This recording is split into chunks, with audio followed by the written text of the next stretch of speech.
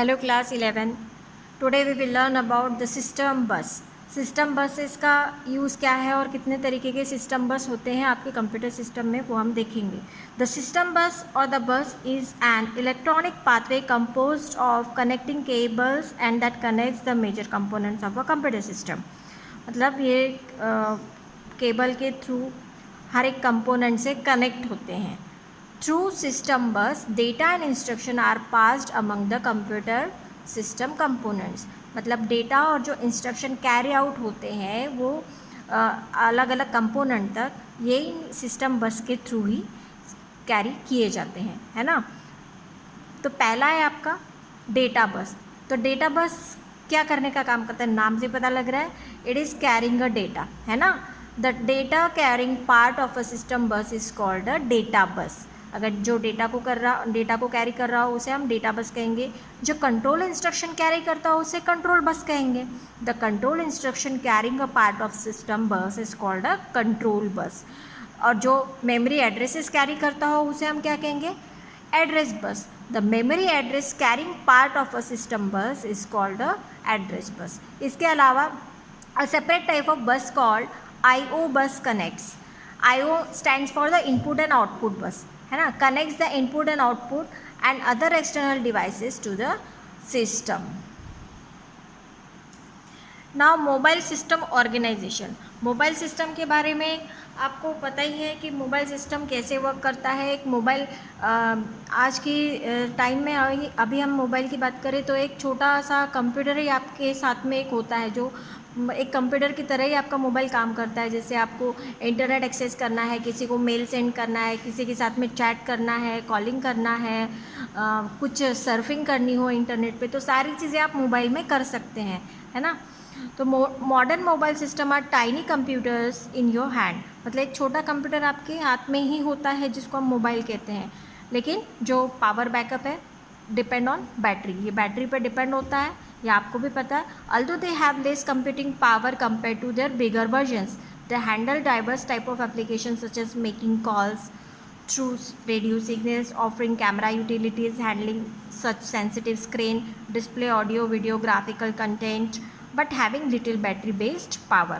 ये जो backup battery जो होता है वो थोड़ा कम पावर होता है इसमें, लेकिन एक कंप्यूटर की तरह ही वर्क होता है. This is the mobile system organisation. ये आपको डायग्राम में दिख रहा होगा कि यहाँ पे आपका डिस्प्ले सब सिस्टम होता है. डिस्प्ले सब सिस्टम में आप जानते हो कि टच सेंसिटिव होते हैं, touch sensitive interface and keyboard, display screen. फिर आपका एक कैमरा यूनिट भी होता है जिसमें कैमरा पिक्स को आप कैप्चर करते हैं.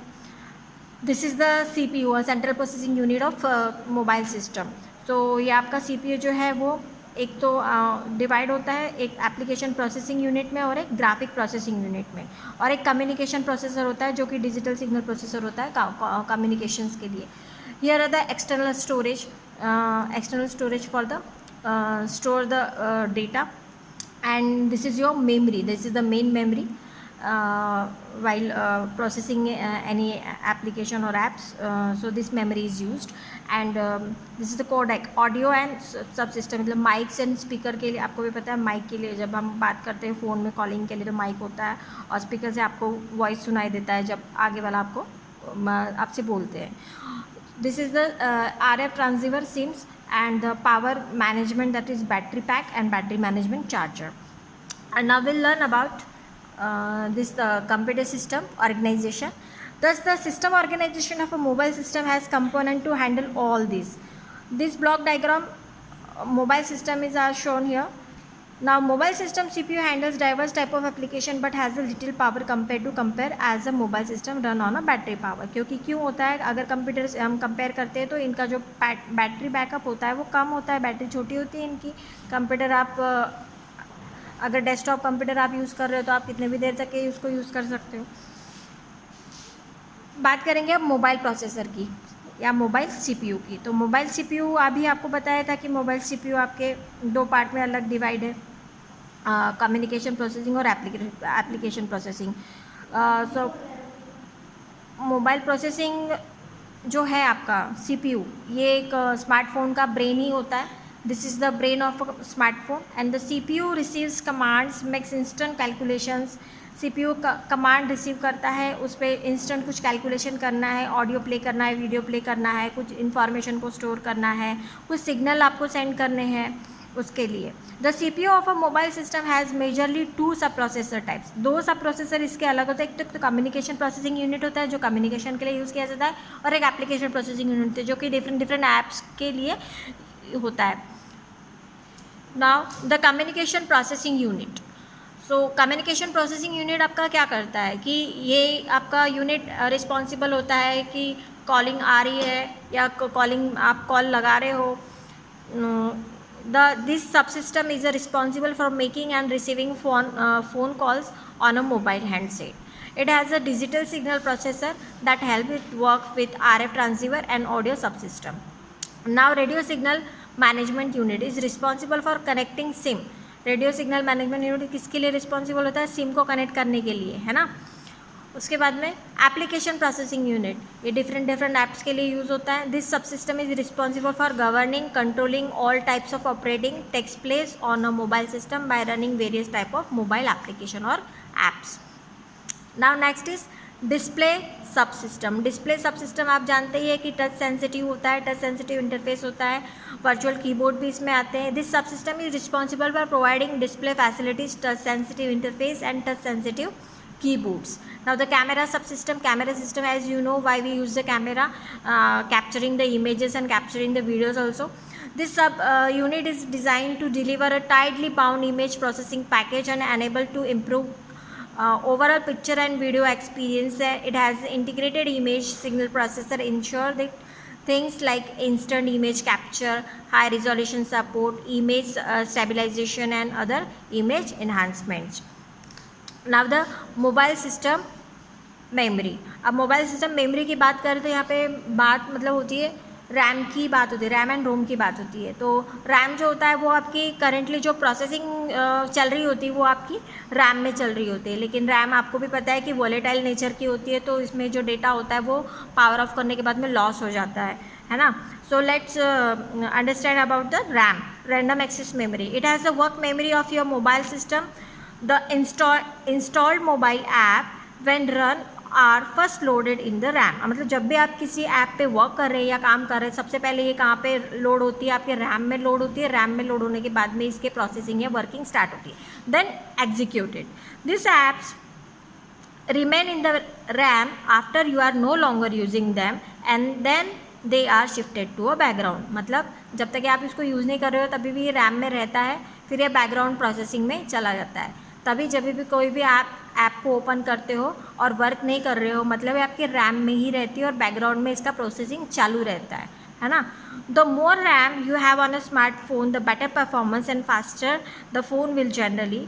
RAM does not store information once the device is turn off. जब भी आप मोबाइल को स्विच ऑफ कर दोगे तो रैम का डेटा लॉस हो जाएगा, आपको नहीं मिलेगा रैम में जो भी डेटा था. Now the learn about the read only memory या रोम. तो रोम आपको पता ही है कि क्या होता है कि ये इसमें हम कुछ भी डेटा को राइट नहीं कर सकते, सिर्फ ये रीड ओनली के लिए काम आता है. मतलब जो भी उसमें इंफॉर्मेशन लिखी है या जो भी रिटर्न है, आप कुछ भी प्री इंस्टॉल्ड ऐप है वो किस में होती है? रोम के अंदर होती है, जिसको आप डिलीट नहीं कर सकते. तो let's see about the ROM. The ROM or read-only memory is a part of mobile system internal storage and it is not accessible for the user to write on and it thus referred to as a read-only memory. हम इस पे right नहीं कर सकते, इसीलिए हम इसको कहते हैं read-only memory. The ROM is basically flash memory और technically EEPROM. ये हमने कल ही देखा था. EEPROM क्या होता है? Electrically erasable and programmable read only memory. Electrical आप उसको इरेज कर सकते हैं. This ROM part of a mobile system internal storage is where operating system resides, है ना. इंटरनल स्टोरेज में होता है. It also has some preinstalled app. इसमें कुछ प्री इंस्टॉल्ड ऐप भी होते हैं. तभी आप कोई जो ऐप होती है जो पहले से इंस्टॉल्ड आपके मोबाइल में आते हैं, आप उसको कई बार डिलीट भी करने की कोशिश करो तो वो ऐप जो होती है वो डिलीट नहीं होती है. So in this memory section which can not be deleted on users end either, है ना. यूज़र के द्वारा वो ऐप जो है डिलीट आप नहीं कर सकते. This is the reason why you don't get full internal memory. तभी है कि यही इसका रीज़न है कि आप पूरी इंटरनल मेमोरी आपको नहीं मिलती यूज़ करने के लिए, क्योंकि उसका कुछ पार्ट जो है वो रोम ले लेता है प्री इंस्टॉल्ड ऐप के लिए. And as the advertised on the box, because a part of it has been used to house operating system and other pre-installed app. Now the storage के बारे में आप जानती हो कि हम क्या कहते हैं, एक्सटर्नल स्टोरेज, जिसमें हम डेटा को स्टोर करते हैं. हम हमारे pics, videos, audio file, video file, हम इनको स्टोर करके रखते हैं. The external storage of a mobile system is also called expandable storage. अभी क्यों इसको एक्सपांडेबल कहते हैं, क्योंकि हम इसकी मेमोरी साइज जो है बढ़ा सकते हैं. It comes in the form of SD cards or a micro SD cards etc. It is the storage which can be removed easily by you. Storage आप उसको डिलीट भी कर सकते हैं, क्योंकि आप ही उस पर लिखते स्टोर करते डेटा को, तो आप डिलीट भी कर सकते हैं. And can be used for storing pictures, music, videos and likes. To an extent even the cloud storage can also भी कैटेगराइज एज एक्सटर्नल स्टोरेज. अभी जो क्लाउड स्टोरेज के बारे में आपने सुना होगा, क्लाउड स्टोरेज भी एक्सटर्नल स्टोरेज की कैटेगरी में आते हैं. उसके बाद में बात करेंगे पावर मैनेजमेंट, सब सिस्टम और बैटरी के बारे में. तो आपको पता ही है कि आपका जो मोबाइल सिस्टम है वो बैटरी पर चलता है. इसे आप चार्ज भी करते हैं, आपको भी पता है. This sub system is responsible for providing power to a mobile system. The mobile system work on a limited power provided through an attached battery unit. This sub system has a battery management system that works with a battery charger and a battery unit and provides the power to the mobile system is required for.